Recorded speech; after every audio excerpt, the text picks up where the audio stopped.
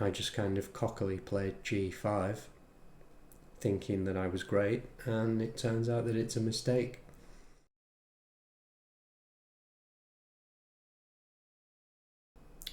What's happening, people? I've improved the lighting setup slightly with one of those ring lights and a associated stand for my webcam, so I think that should help to improve the quality of the videos a bit.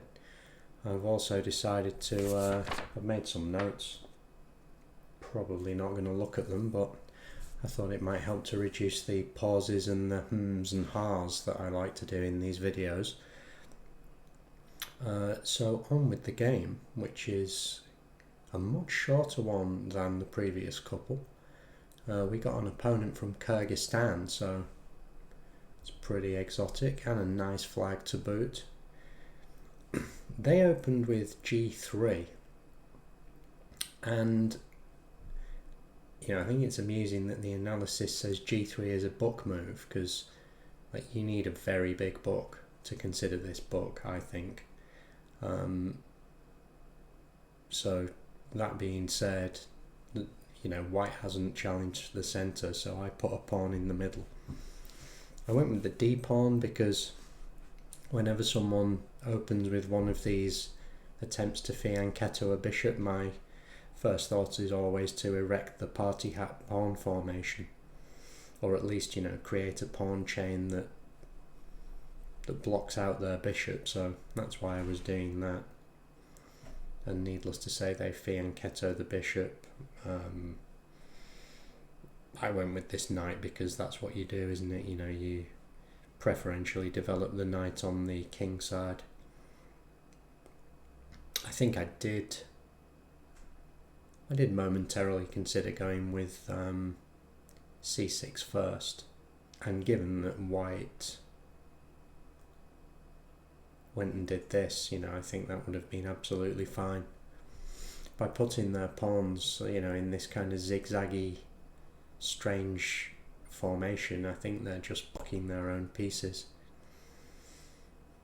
I developed the bishop to here rather than playing knight c6 for... Well, I already said I'm going for the pawn chain / party hat formation, didn't I? So by this point I'd already decided to develop the knight to d7. So I thought I'd best get the bishop out, because obviously if I went for the knight first I'd be blocking the bishop, losing tempo. Having said that, I suppose I could go for a fianchetto myself, get the bishops to cross swords. I didn't do that though. Actually, I'm glossing over the main downside of this move. Rather than playing bishop f5, of course, I should have played e5, erecting the BBC, the big black centre. I'd already mentioned that because of this opening with the flank pawn, I was aware of the fact that I was able to occupy the centre, so I should have just done it, but with party hat pawn formation in mind, I kind of missed that opportunity. So the game, where did we get up to? So the game proceeded to here. They presumably correctly played d4, so now I can't play e5 straight away. I continue with the party hat, develop the knight, and I realised straight away, possibly my best bit of chess thinking on the channel so far, rather than going for the party hat and playing e6, I did deviate from the aforementioned plan and play e5 straight away, because of course the knight on e2 is misplaced. Had they developed the knight to f3, this wouldn't have been possible. So I managed to take advantage there. They took the pawn. Obviously I recapture with the only way it's possible to recapture. And at this point I think the minus 0.5 evaluation for black is, it's eminently explicable by the fact that I've got pieces in the middle and they haven't. I think if someone's like totally new to chess, a way to evaluate the game after the first, say, 7 or 8 moves is to look at who's got their bits in the middle. Primarily who's got the bits out quickest, but whose bits are threatening the opponent's side of the board, and mine are clearly doing that to greater effect than White's. If you know openings and you're a better player, there are ways to play in this more constrained fashion, but we're not those players, are we? I think I was also quite pleased with the fact that I immediately played h5 in response to this. I think on occasion I might be a bit scared of doing this, thinking it's inviting a pawn storm and I won't be able to castle, but I thought it's better to snatch the room myself rather than allow the bishop to be kicked away, because I want the bishop here, and it proved to be very useful in later on actually. So they move a knight here. I pin their knight, pretty standard. I don't think I was thinking to any greater, about anything more interesting than that. A couple more developing moves. I see the computer it prefers QE7 quite strongly over the QD7 that I chose.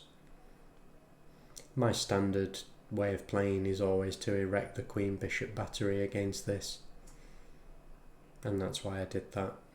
I'm not sure why the computer would prefer QE7, because obviously the white can castle quite easily, so the fact that the queen would be lined up against the king seems, it's transient, isn't it? It's not going to be there in a minute. And they did that, and they gave up this pawn. They didn't give it up. I mean, obviously they've blundered. Really telling how little the evaluation bar moved in my favour there. At this level, when you think, haha, I've grabbed a pawn, it feels like you've developed a concrete advantage, now that you're up on material. But I think the computer can take advantage of the fact that you've used this tempo to grab the pawn, and it can calculate lines that create counterplay for white. Although we can't do that, so a pawn is a pawn. They go and castle. Where are we? So we're 12 moves in. White is castled.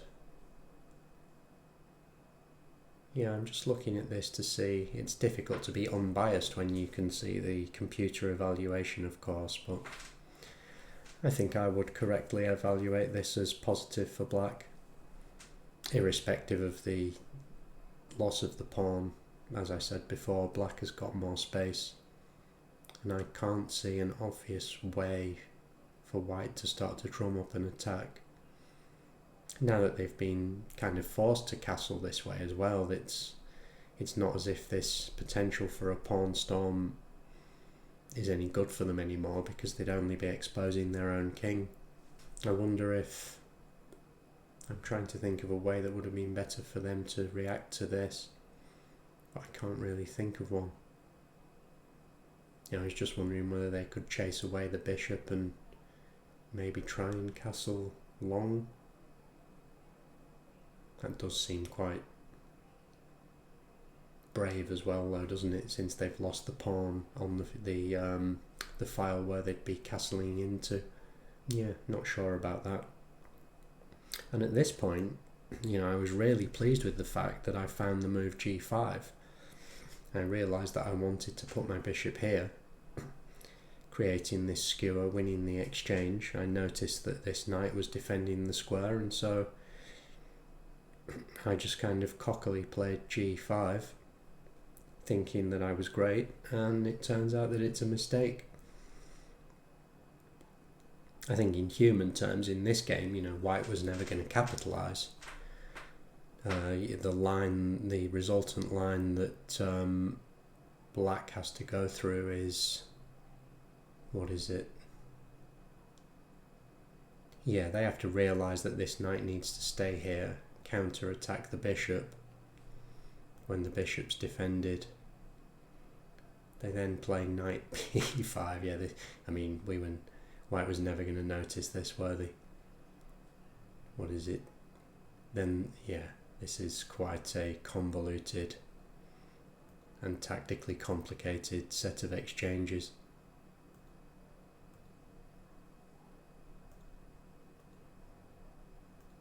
We'd never be playing this. I don't think there's very many humans who would consider that either. Black did react in the correct way, arguably. Yeah, well, they didn't make a good move, but they realised that they didn't just reactively jump away with the knight. They tried to counter-attack the bishop here. So they did try to, rather than just succumbing to this threat, they tried to create a threat of their own. But of course, I can just retreat the bishop, which is what I did. I went back to this square because I thought, well, I may as well go here because this knight's undefended. So given that I've got to retreat, I may as well retreat to a square that defends a piece. And, the computer does think that's the best one. Don't know if it's for that reason, but that's the justification I kind of thought up at the time. I have no idea why Black sacrificed here. I suspect they thought, I don't know, because I can just capture, can't I, with the pawn. The knight's still under attack. The pawn's defended.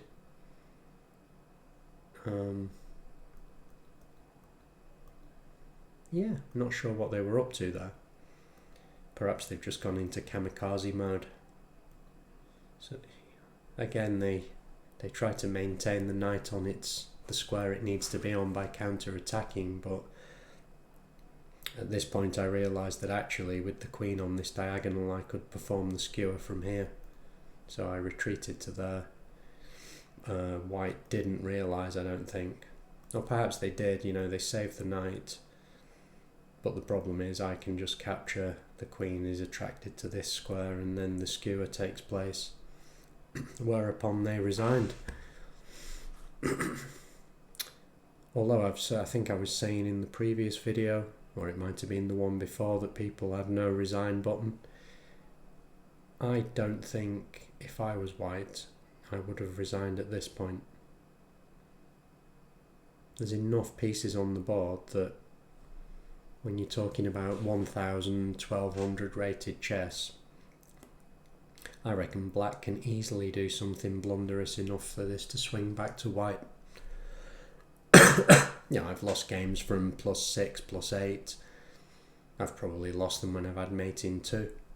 Missed it and then, just gone on to make a few ridiculous mistakes. But that one was a quick win, so on to the next one. Cheers.